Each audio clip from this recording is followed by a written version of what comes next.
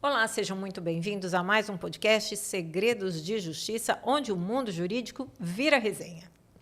Nosso convidado de hoje é um profissional que atua em várias frentes no direito. É professor, advogado, olha, e tem muita história para contar. É com muito prazer que eu recebo aqui hoje o doutor Adriano Coutinho. Seja muito bem-vindo. Eu que agradeço o seu convite, Carla. Aqui já sei que você tem muita história para contar. Mas antes de começar, por que o direito? O direito é um ambiente que eu sempre vivi, né? Meu pai, magistrado, foi advogado. Ele conta até a história que quando eu nasci, ele foi soltar uma pessoa lá como advogado, lá no interior de Minas, para pagar a minha maternidade, meu nascimento. Tem história já desde o nascimento, né? Isso. Então, depois passou no concurso aqui em Rondônia, veio para cá. Eu vim para cá com 2 anos de idade. Então, meu pai, no meio do direito, minha mãe, depois a minha mãe formou 1 ano antes de mim. Depois, mesmo? mais velha, tal, mais experiente, ela entrou na faculdade de Direito, lá em Colatina, depois aqui veio transferida para Vila Velha, e aí eu comecei a estudar com ela. Olha, Ela que numa legal. turma mais avançada e eu na outra turma. Sua colega de faculdade. E muito antes da faculdade, assim, o meu pai já tinha me colocado para trabalhar, né? Mandou fazer datilografia, aquilo que antigamente a gente fazia, Sim. datilografia. Então, ele ditava, eu ia digitando, não, datilografando. Depois veio o computador, eu ajudava a digitar, porque não tinha muita experiência ali com o computador. E assim foi. Então, é um ambiente que eu já vivia, então foi natural para mim. Olha, que bacana. E aí, como é que foi, então, depois da faculdade, o seu caminhar? Porque durante a faculdade, pelo que eu estou entendendo, você meio que assessorava, acompanhava seus pais e tudo mais. Então, quando eu fui para a faculdade, no primeiro dia de aula, o professor Gilson, ele perguntou, a nossa turma era uma turma mista, metade de Direito, metade alunos de Economia, e aí ele perguntou a que título que a gente estava ali, né? Ele dava a disciplina de Teoria Geral do Direito, a que título cada um estava ali. E aí eu falei, olha, eu estou aqui para ser um advogado e quem sabe um dia ser juiz, quem sabe um dia ser desembargador. E aí eu manifestei isso. Depois, aí eu comecei a estagiar, meu pai me deu um período de carência de 6 meses para eu ficar no sabático, depois do vestibular. E aí depois eu comecei a ser voluntário lá na 7ª Vara Civil com meu pai.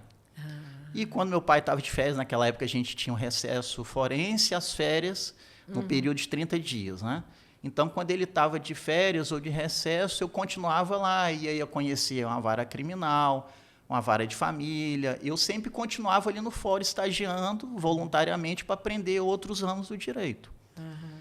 E aí depois, uma época, eu coloquei na minha cabeça, olha, eu vou para a advocacia. E fiquei esperando um momento para estagiar com o doutor Marcos Mazei, que é o pai do Rodrigo. Pai de Rodrigo. Aí chegou um momento, não tinha mais como ele dar desculpa para não me aceitar no escritório. Eu fui trabalhar com ele e aí me apaixonei pela advocacia. Né? Desde então, não voltei para advocacia, não tinha voltado aquele pensamento de ser juiz, nada. Depois de muito tempo depois, o primeiro edital que a gente teve do TRE, que foi de substituto, né? A lista já estava composta, e aí houve a retirada de um dos nomes, e nessa oportunidade o Tribunal de Justiça voltou a votar, porque aí na ocasião aí já não votaram da forma que era tradicional, que era simplesmente citavam alguns nomes, indicavam alguns nomes, e formava-se a lista tríplice. Aí nós tivemos o primeiro edital, que foi de substituto TRE. Ali eu me candidatei, entrei na lista tríplice, mas perdi para o hoje desembargador Rafael, né? Rafael Câmara. Então, ele foi escolhido substituto. Depois, Mas isso você já tinha quantos anos de advocacia? Eu já tinha mais de 10, né? Foi em 2015, por aí, 2013, 14, por aí. Porque você tem hoje 25 anos de advocacia. Eu tenho 20, por aí. Quase 25 aproximados 25 anos de advocacia. Então, acabou que você me perguntou uma coisa, eu já estou desembolando. Né? Eu Mas viajei tem um pouquinho. problema não. Mas foi dessa forma. Então, naquela ocasião, eu disputei a vaga de titular. O Rafael também estava na lista tríplice. O Anderson Pedra também estava na lista tríplice. E aí acabei sendo nomeado, fui o escolhido. E aí comecei a ter um outro contato com a magistratura, atuando ali como julgador, né? Estando julgador, que eu não gosto nem de falar que eu era juiz, eu estava juiz, mas sempre com a advocacia, não a eleitoral, por vedação, mas a advocacia civil. Então, em todo esse tempo aí, desde aquele momento que eu comecei a estagiar com o doutor Mazei, eu não parei mais de ter essa vivência da advocacia. Fiz mestrado, estive no TRE, mas sempre com a atividade da advocacia presente. Então, em nenhum momento eu suspendi a advocacia para dedicar tempo a uma outra atividade. Ah, olha que legal. E você se lembra da sua primeira audiência? Sim. Como advogado, sim? Eu até brinco. Hoje, né, lá no nosso escritório, a gente tem lá um colega que cuida da parte trabalhista. Mas eu nunca tive afinidade com trabalhista. Nunca gostei por opção, né? E a minha primeira audiência, não só a minha primeira audiência como advogado, mas a minha primeira petição assinada como advogado foram trabalhistas. E a primeira audiência foi em Cachoeiro de Itapemirim. Em Cachoeiro? Houve uma audiência e aí o escritório que eu trabalhava, que era do Mazei, falou, tem que ir lá fazer uma audiência. E aí eu fui fazer essa audiência em Cachoeiro. E você estava contando, antes da gente começar aqui, que você fazia, assim, percorria fóruns no interior, num dia, 5 fóruns diferentes. Lá no escritório eu sempre gostei de viajar. Então, houve uma época que eu ficava 3 dias na estrada, 2 no escritório, na semana. Então, todas as causas, eu e mais outros colegas, né, mais 2, principalmente, todas as causas que envolviam sul da Bahia, leste de Minas, norte do Rio e interior, de uma forma geral, do Espírito Santo, eu e esses outros 2 colegas, a gente ficava na pista. Eu mais à frente. Houve uma oportunidade, inclusive, que a gente chegou a montar um escritório em São Mateus para atender os clientes do mármore e granito de Nova Venécia. Porque ali São Mateus está na BR, mais fácil de você deslocar. Então, a gente chegou a montar lá. E o colega morava lá, o Rodrigo Al, hoje assessor do Tribunal de Justiça, e eu era o responsável por dar o suporte, ele estar junto com ele nessa extensão do escritório, que era no interior, lá no norte.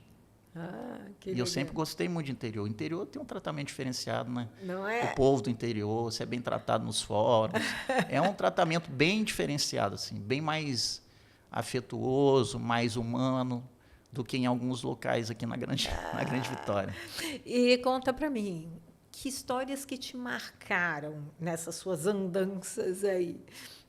Olha, histórias mesmo assim, de trânsito, a gente vê muita coisa bonita na estrada, muita coisa ruim, né, também. Mas nos fóruns, eu acho que a forma que as pessoas te tratam e as questões que são colocadas para serem decididas no interior, elas têm umas características próprias. Ainda que você saia de um grande centro para atuar em favor de uma grande empresa ou de uma família que tem um conteúdo econômico ali naquela localidade, mas as questões elas são postas de uma forma diferenciada. Tudo bem que hoje a gente tem o digital, a gente atua em vários estados, mas no interior, ainda assim, com o digital, a gente tem essa questão do trato, a forma como se apresenta. Teve uma causa lá em Linhares, lá na sua base, lá, que envolvia o quê? O concurso da Morena do Tchan. E a gente saiu daqui para ir advogar lá para o grupo El Tchan.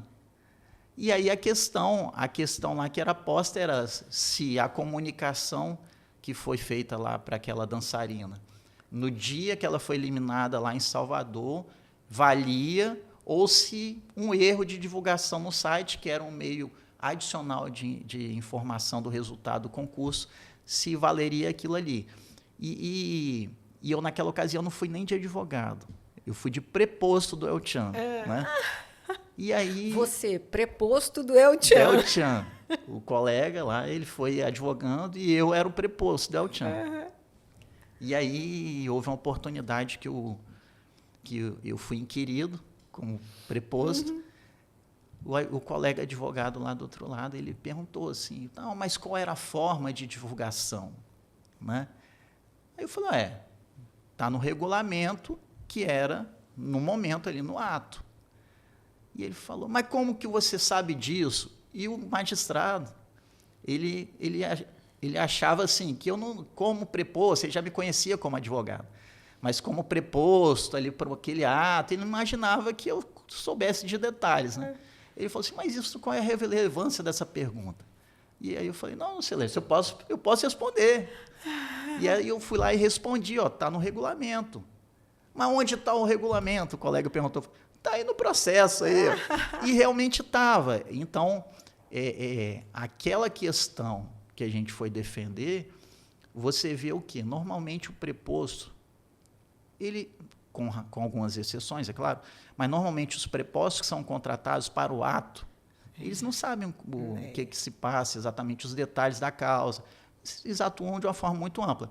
E sempre a gente levou com muita seriedade assim, a tarefa, seja como preposto, seja como estagiário. Você perguntou da primeira audiência, mas eu já fazia audiência sendo estagiário do escritório. Né? O meu então patrão lá, o Mazei, ele falava, não, vai lá que eu vou chegar lá. E nunca aparecia, a gente fazia audiência sozinho. Então, enjuizado, é claro. Mas a gente sempre dedicou muito cuidado, até de uma forma, eu costumo dizer que a minha advocacia é muito artesanal, porque sempre nos detalhes. A gente tem opção, tem por opção no escritório de trabalhar questões pontuais e não volume de causas. Então, isso é interessante no interior, a forma como são postas as questões. Esse caso foi interessante. Depois aqui fora, em off, eu te conto porque foi pré-audiência. Ao menos as músicas do El-Chan você aprendeu? Foi daqui lá. Daqui lá era tchutchupau, né? Imitando o compadre Washington. Mas foi muito legal, porque para a gente aqui, né, é uma coisa um pouco distante. Um artista de Salvador, e aí você se vê, em razão da advocacia, sendo preposto de um grupo nacional. Na época, esse concurso foi transmitido na televisão. Que legal. Né? E é bem interessante. E eu acho que, realmente, essa questão, seja estagiário, seja preposto, seja o próprio advogado, a gente tem que conhecer o processo, tem que conhecer a história no processo, tem que conhecer de fato. E me conta uma coisa, você já viu a parte arrancar dente em audiência? Já. Como é que foi isso? Isso aí é o seguinte... Gente, isso é importante, arrancar um dente. Isso aí foi uma situação constrangedora para todo mundo que estava na audiência. Né? O que acontece?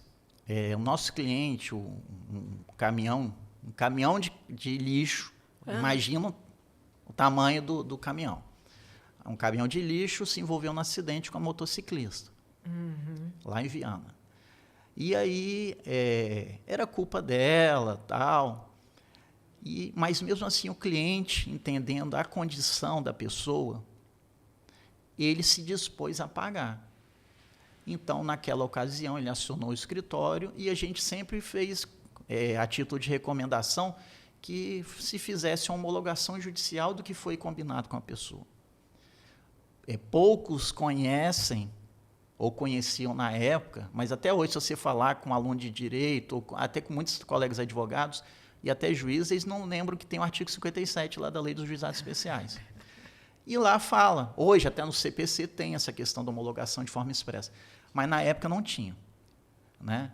E aí lá, a gente, com base na Lei dos Juizados, a gente fazia sempre essa recomendação de homologar judicialmente. Assim foi feito, foi colocado lá que a empresa iria custear, colocou-se um valor, o tratamento dela, dentário, Mas a magistrada, na ocasião, não seguiu o que era o rito da lei naquela situação de homologação, que era simplesmente homologar independente de audiência, e marcou a audiência. E aí, quando nós tivemos a audiência, compareceu lá a senhora e a colega advogada que estava assistindo ela. E a colega, e isso aí foram palavras da autora, da envolvida no acidente, ela falou que ela estava querendo mais, ela queria um dinheiro a mais, porque ela foi informada pela advogada que ela merecia mais. Não são palavras minhas. Mas o que ela queria era narrar toda aquela situação que ela vivenciou. Ela comentou que, na época, o marido estava no hospital, e aí os dentes dela começaram a cair por conta do acidente, ficaram abalados. E aí ela contou que ela não conseguia conciliar trabalho, visitar o marido no hospital e ir ao dentista para cuidar dos dentes. E ela percebeu que o dentista colava com o Super Bonder. E ela passou a colar com o Super Bonder. E ela contando aquela situação constrangedora, porque como que chegou nesse depoimento dela?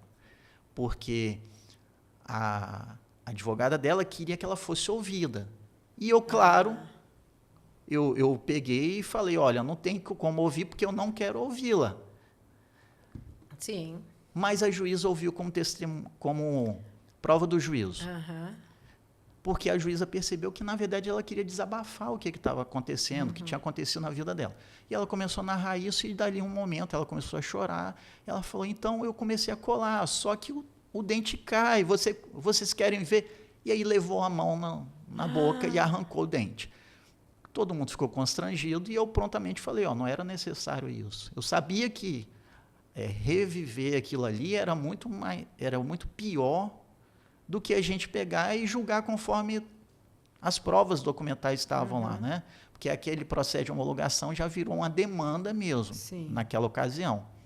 Então, foi essa história do dente, um constrangimento desnecessário, e que a gente aprende que nem sempre as situações que aconteceram no passado, que estão no entorno daquela demanda judicial que se apresenta ali no papel e agora digitalmente, a gente tem que colocar e fazer a parte, principalmente a parte, reviver aquilo ali. Às vezes, aquela tentativa de produção de uma prova ela é muito pior para o cliente do que benéfica para o processo. Porque nem tudo está nos autos, né? Exato. A maioria não está nos autos. Exatamente. E a decisão judicial que virava em torno de 25 centavos? Isso aí foi a minha primeira sustentação oral no juizado, na turma recursal.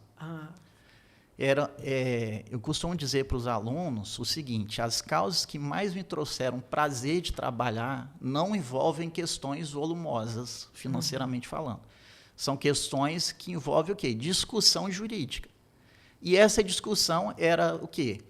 Se um pagamento feito na conta implicava em quitação. Então, a gente trabalhou com institutos de pagamento, adimplemento da prestação e quitação. E a diferença era exatamente isso, 25 centavos. Porque a pessoa dizia que o nome dela foi protestado indevidamente, sendo que ela já tinha pago o valor do título. Só que o pagamento que ela atribuía era um pagamento feito por terceiro, que também mantinha relações comerciais com o nosso cliente, e, inclusive, esse pagamento ele tinha a diferença de 25 centavos. Era um título, vamos botar, de R$660, e ele queria quitar uma obrigação de 660,25. E aí a discussão era essa. Por quê? A gente debateu institutos de direito civil. Quitação, adimplemento, pagamento, prestação, direito obrigacional. Então, essa causa, assim, embora muito pequena, financeiramente falando, ela, do ponto de vista de argumentação, de aprendizado, de trabalhar com os fundamentos, lá, a natureza jurídica, das questões, das relações, isso foi muito legal para mim, foi muito interessante, são coisas que eu aprendi muito. Então, eu falo que essas questões eu aprendi muito mais do que questões altas, às vezes volume financeiro alto, só que não tem muito debate jurídico. Está ali, posto, é aquilo mesmo. Foi essa a história dos 25 centavos. E que muitas vezes não se ensina na faculdade, né? São esses Se debates. for meu aluno, aprende. A gente dá aula apresentando as vivências. Né? Exatamente. Você já se emocionou em alguns casos? Sim. Teve uma situação que a gente foi fazer uma emissão de posse de um imóvel arrematado judicialmente. Né? Até hoje eu me emociono. Estou vendo. Aí tinha o ambiente, era assim, parecia uma Cracolândia. É mesmo? Era um imóvel muito insalubre, um ambiente muito insalubre. E tinha uma criancinha. Mas era uma demanda na área... Civil. Na área civil. O cliente arrematou o imóvel lá, a família foi posta ali por um terceiro para dificultar, porque você sabe, quando eu tenho um imóvel ocupado, você afasta o interesse na arrecadação, na arrematação. Então, quando a gente chegou na véspera, o oficial de justiça comunicou ali com a família, e ele já sabia que a gente ia chegar no dia seguinte para fazer a retirada. Então, foi assim, do ponto de vista de retirar a família, foi uma coisa mais tranquila, porque ele mesmo pronunciou, eu estava presente, ele falou, não, eu sabia que eu não tinha direito de estar aqui, só que eu estava aqui só para causar uma dificuldade, porque o fulano me botou aqui. Eu sabia que eu ia ter que sair. Só que o pai da criança, ele era um misto de pequeno traficante e também usuário. Então, parte da moradia que eles viviam era destinada aos próprios clientes deles usarem as drogas ali. Então, era um ambiente muito feio, cara, muito feio. E aí, nós entramos, os oficiais de justiça, nós entramos no imóvel até para saber o que a gente ia ter que empregar para limpar, para retirar ali. A gente proveu os meios de retirada da família, colocar em outro lugar. Então, quando eu vi aquela criança, eu tenho uma filha que era mais ou menos a mesma idade, eu acho que um ou 2 anos a mais ela teria na época. Então, eu fiquei realmente assim, com vontade de adotar a criança. Nossa. E tirar daquele ambiente que, para mim, era impossível de uma criança viver naquilo aí. Mas ainda dentro da realidade que ela vivia, quando a gente chegou, o espaço que eles moravam mesmo, que o pai da família não permitia o pessoal entrar, dentro das limitações tinham uma certa limpeza, mas mesmo assim era muito diferente da realidade que a gente está acostumado a ver. Então, aquilo ali me deixou muito abalado. Assim. Eu falei com o cliente, nossa, o problema não foi retirar a família, foi a criança que estava ali. Te tirou o sono. Mais de 2 semanas. Então, a gente na advocacia tem situações que a gente somatiza, né? Então, essa foi muito mais de 2 semanas. Tanto é que até hoje eu falo e me emociono, porque realmente eu cheguei em casa falando com minha esposa, eu queria pegar e trazer para casa, como uma forma de afastá-la daquele ambiente ali, entendeu? Porque as chances de uma pessoa de se desenvolver, vencer num ambiente desse, a gente sabe que são muito mais dificultosas do que num ambiente mais favorável. Claro. E teve uma sustentação oral que envolvia um bordel de alto Também foi nesse padrão. Processo. Foi no mesmo processo? Porque nesse processo nós fizemos a arrematação de vários imóveis. E aí, tudo assim na mesma região? Tudo. Era um bairro e vários imóveis, a gente fez a arrematação. E aí, em 2 dos terrenos, foi construída uma casa muito bonita e funcionava um bordel de alto luxo. Nossa.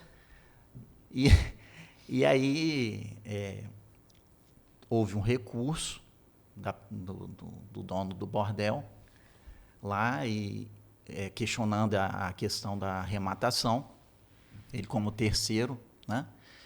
E chegou lá no tribunal, o colega advogado foi sustentar os fundamentos para ter a reforma da decisão e manter a pessoa lá no imóvel. E a sustentação do colega, ela se baseava num argumento né, dentre outros, mas no principal argumento de que o tribunal, se não revogasse aquela decisão, estaria retirando uma família do imóvel. E aí eu não tive como não contrapor isso, né? E aí chegou o meu momento de fazer a sustentação oral e eu falei, olha, o tribunal, aqui o colega alegou que o tribunal estaria retirando a família do imóvel. Eu reconheço que todas as famílias são mais ou menos estruturadas, mas o fato é que nós não temos uma família que reside nesse imóvel. Ali é um bordel. Foi a palavra que eu achei mais polida, para não dizer outro tipo de palavra no ambiente, né, no Tribunal de Justiça. E aí eu falei, se Vossa Excelência estiver em dúvida do que eu estou falando, é só acessar o print da rede social do estabelecimento, eu coloquei no agravo, na contraminuta de agravo. E o link da rede social está disponível, só que entrar lá e vai ver. Tinha nome, tudo, era na porta do imóvel tinha lá o nome do estabelecimento e tudo mais. Então, aquilo ali foi engraçado porque foi um processo, um recurso que durou muito tempo, várias sessões, adiamentos, mudança de composição de Câmara. Então, toda vez que eu chegava lá na próxima semana para pedir preferência, aí o oficial de justiça, é o processo do bordel, né? Então, virou meio que uma referência, assim, é aquele processo, tal, da forma que eu consegui colocar um termo para não ficar desrespeitoso com o tribunal, mas, ao mesmo tempo, mostrar a realidade, o que realmente a gente estava fazendo. E não envolvia retirar ou manter uma família no imóvel. Então, essa história aí. E na época, eu contratei 2 estagiários, 2 ex-alunos meus, para ir lá fazer o inventário do que tinha, para facilitar a desocupação, né? Então, eles também contaram essa história na faculdade, né? O professor contratou a gente para ir lá fazer, era assim, era assado. Então, a aventura virou deles, também, né? uma vivência real para os alunos que foram contratados para fazer lá essa facilitação de inventariar os itens que estavam dentro lá do imóvel.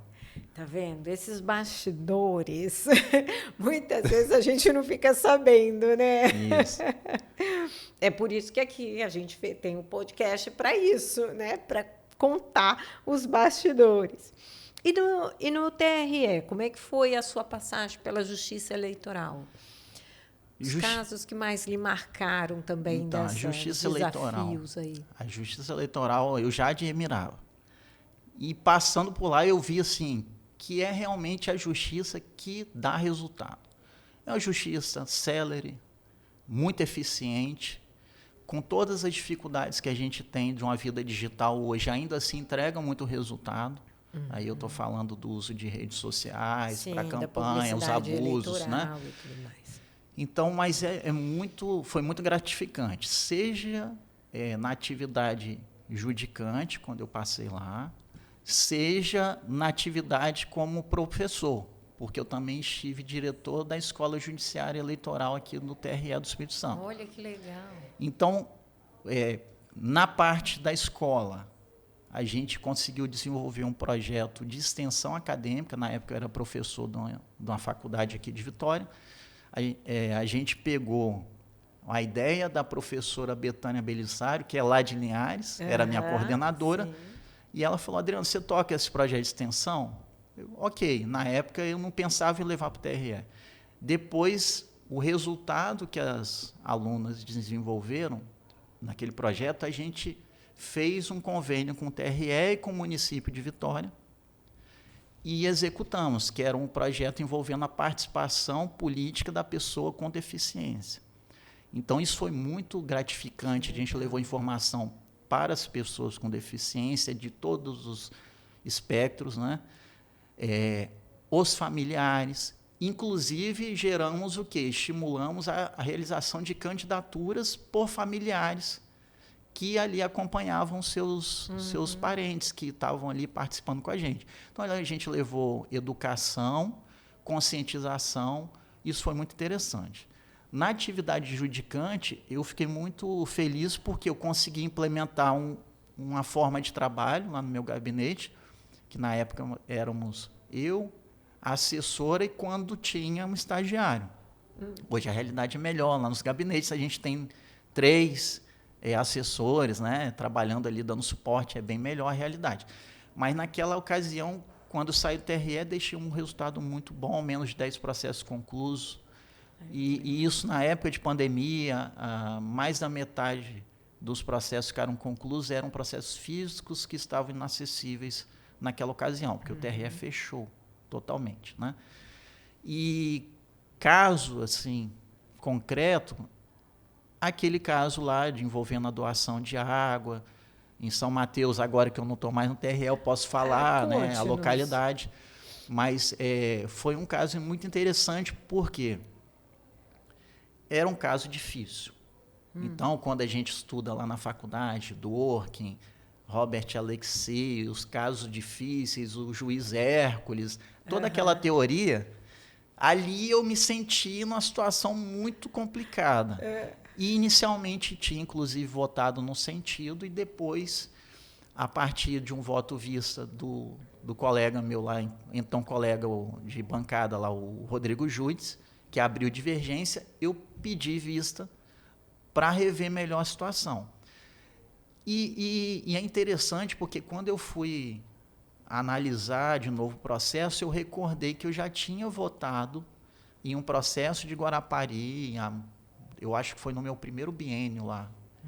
Esse eu não me recordo qual foi o biênio, mas assim, foi bem mais no início, não foi uma coisa muito próxima, por isso que eu não lembrava logo no primeiro momento.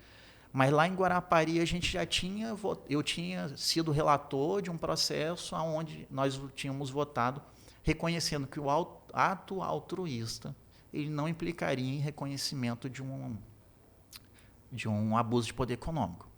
E nesse caso de São Mateus, depois vendo as provas, os argumentos, a gente também concluiu e fomos vencidos, eu e o Rodrigo Judes, né, o tribunal concluiu no sentido de não configurar a prática do abuso de poder econômico, mas nós concluímos o quê? Que aquele ato de doação de água para os munícipes de São Mateus, não feito de forma direta por aquele candidato, mas por uma entidade a qual ele esteve ligado, ele não se configuraria abuso de poder econômico, mesmo porque lá na sua cidade, em Linhares, alguns anos antes, ele também tinha feito o ato altruísta de doar água para a cidade, porque houve uma enchente e aí não tinha água potável para a cidade, para a população de Linhares. Então, não era um ato isolado, dentre outros argumentos, né? E eu fui buscar, e olha só como é que o pessoal acha assim, porque o julgador, ele bota lá na mão do assessor e deixa acontecer. Esse voto, ele ficou pronto, a gente na época estava tendo sessões 2 horas da tarde, ele ficou pronto meio-dia por aí. E eu sempre fazia ajustes ainda durante a sessão. Mas por quê? Eu tinha ficado até 4 horas da manhã, ajustando o voto, procurando mais coisas, e eu encontrei um julgado lá de Pernambuco, aonde havia o mesmo ato altruísta e aquela candidata não foi considerado que ela praticou o ato de abuso de poder econômico, que realmente era uma necessidade da população, né? E naquela situação lá, inclusive a candidata, ela tinha um apelido na cidade, que era tipo Maria da Água, alguma coisa assim. E ela tinha doado muito mais caminhões de água do que o caso aqui de São Mateus. Mas por que foi interessante isso? Porque eu era 4 horas da manhã, eu encontrei esse julgado numa plataforma de julgados, e eu não podia incomodar ninguém 4 horas da manhã. Então, quando deu 7 da manhã, que eu acordei, eu dormi entre 4 e 7. Não, aí eu entrei em contato com um colega, Delmiro Campos, que era juiz do TRE lá de Pernambuco. E aí falei, Delmiro, eu preciso do inteiro teor desse julgado.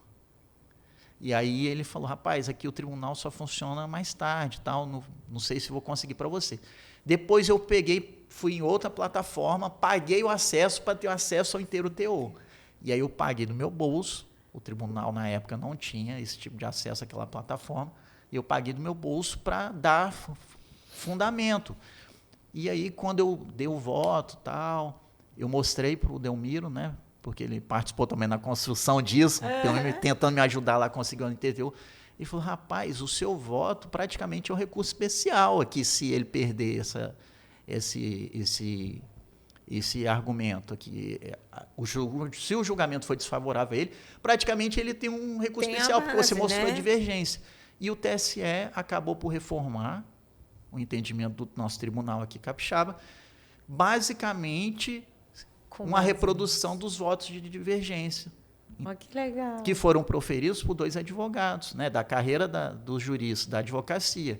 Então, mostra o quê? Que essa composição de tribunal pelo quinto, ela é importante porque ela mostra um outro olhar para aqueles julgadores que já vêm de carreira, lá, magistratura, que a gente tem um olhar diferenciado em algumas questões.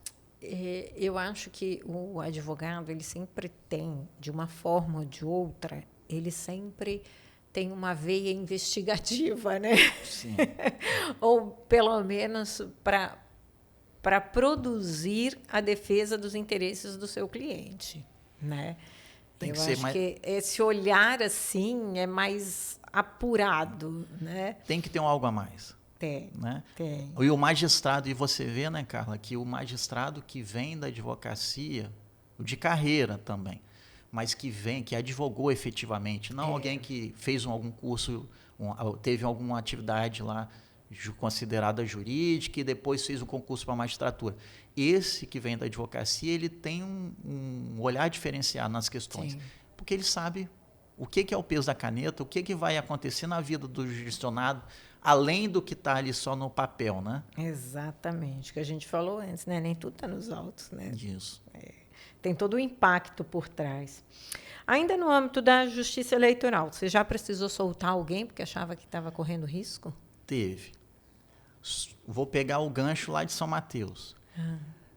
Anos depois, lá em São Mateus, um amigo que na época morava lá me contou que a realidade era muito precária da água. E eu não tinha esse dado na época que eu proferi o meu voto. Houve uma situação em que chegou lá um pedido de habeas corpus, lá no TRE, um crime eleitoral. A pessoa estava comprando votos e foi preso, e junto com ele tinha um soco inglês e uma arma de fogo. E a juíza cumulou os crimes. Quando ela fez isso, não permitiu a concessão de fiança, lá pela autoridade policial, e pela juíza, inclusive. Aí o que aconteceu? Ele foi recolhido para o estabelecimento prisional, uma prisão provisória. E chegou lá um habeas corpus, e o advogado trouxe nos autos um laudo lá falando sobre a questão da saúde do paciente. Literalmente paciente, né, nos termos lá do habeas corpus. E aí ele tinha uma condição de doença de Chagas no coração, que se houvesse alguma alteração dentro do presídio, aquela agitação, se ele não tivesse medicado, poderia levar à morte.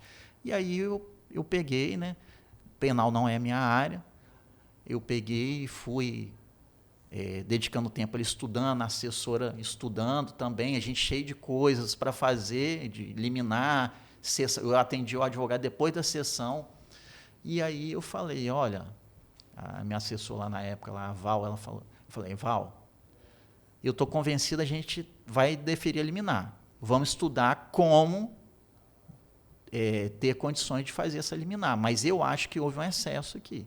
E a gente foi estudando tal, e depois, no julgamento do mérito do HC, o fundamento que prevaleceu foi exatamente esse, e com o parecer, inclusive, da Procuradoria Regional Eleitoral, no sentido de conceder a ordem, porque houve uma exacerbação na acumulação dos crimes, porque era um crime que era comum, e com crime eleitoral, que só manteve a impossibilidade de conceder a fiança por conta da acumulação. Se a juíza, na ocasião, não tivesse feito essa acumulação, tivesse falado, oh, isso é crime comum e isso é crime eleitoral, eles teriam a condição de pagar uma fiança e ficar lá respondendo na forma da lei, fora do presídio. Então, a conclusão do tribunal foi nesse sentido. Só que aí é o detalhe do anos depois. Anos depois, fazendo o giro pelo Estado aí para participar do 5º do Tribunal de Justiça, eu conheci uma advogada. E essa advogada, comentando, tal, ela falou, não, eu fui assessora lá na zona, tal, e teve uma situação que o senhor decidiu assim, assado. Aí eu falei, foi essa a situação? Ela falou assim, aí eu perguntei assim, despretensioso, né? Eu falei assim, vem cá, mas a juíza fez maldade, não fez? Ali, acumular? Eu falei, doutor, fez. Ela mandou acumular sabendo que não podia acumular, mas ela, por conta de algumas questões ali que ela tinha da cidade com a pessoa, ela na cabeça dela, ela entendia que ele não poderia ficar solto, que ele tinha que pagar de alguma forma. Fazer isso. E aí, veja, anos depois, a assessora, ex-assessora, falou que houve uma acumulação indevida ali dos crimes. E aí viu assim, mesmo eu não tenho conhecimento pleno da parte penal, o sentimento que eu tive foi esse, porque eu falei com a assessora, se esse cara, se esse senhor morre dentro do presídio, eu nunca mais vou dormir com a cabeça tranquila. E aí a gente ficou lá até tarde, decidindo lá.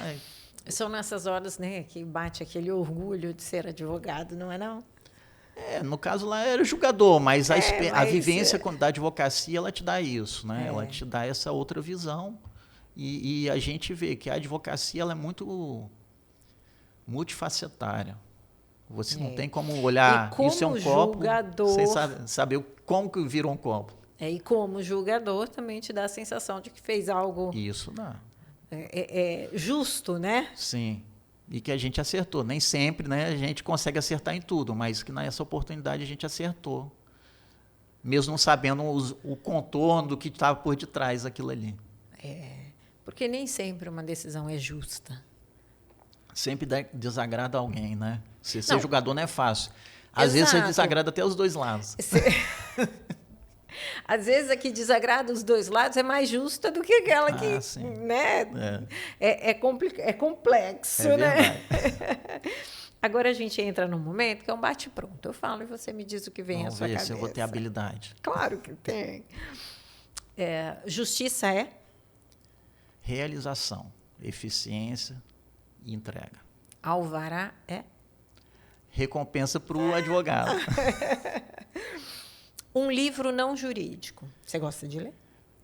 Eu estava fazendo umas contas esses dias. Eu tenho lido mais de 200 livros ao ano. Por quê? Que delícia. Porque todo dia eu leio livro para meus filhos. Aí eu fiz as contas. Quantos dias úteis que a gente tem? Normalmente eles pegam na escola, né?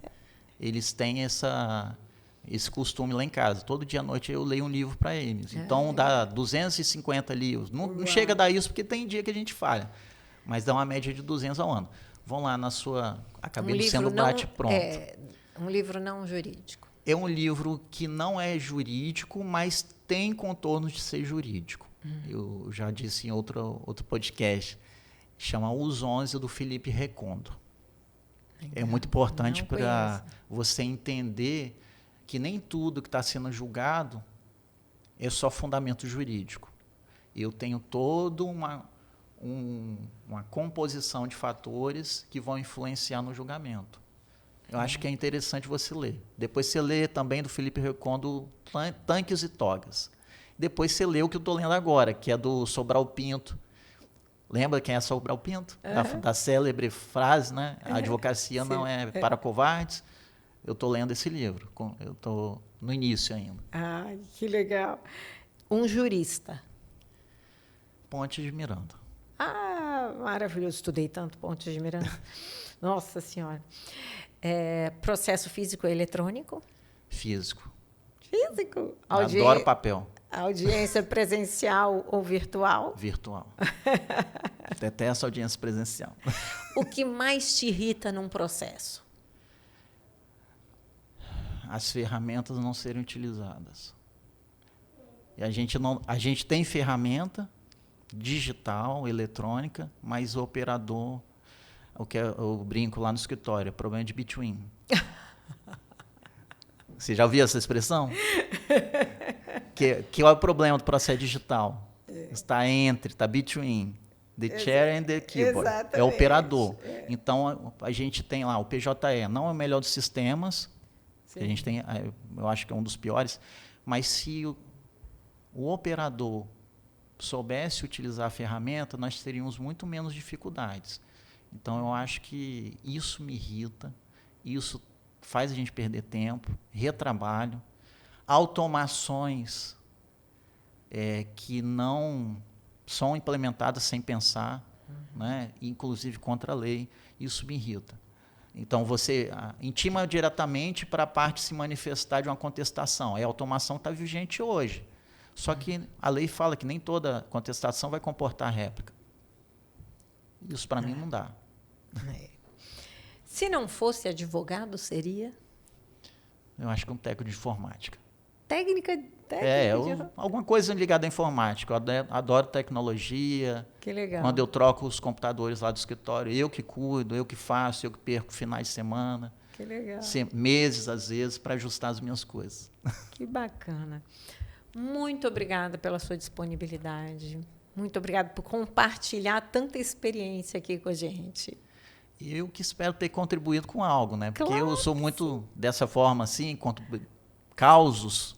Eu não vou dizer nem que são histórias, causos, bobagens, né? E algumas coisas a gente esse tipo de linguagem que o aluno, né, quem vai assistir o vídeo, ele entende. Exatamente. Então, por isso que eu prefiro ser mais simples do que complicado. Embora não seja tão simples. A gente, às vezes, complica também as coisas. Obrigado, cara. Eu que agradeço. E para vocês, não esqueçam de curtir, compartilhar. E se tiver uma boa história, comenta aqui que a gente quer saber. Até a próxima.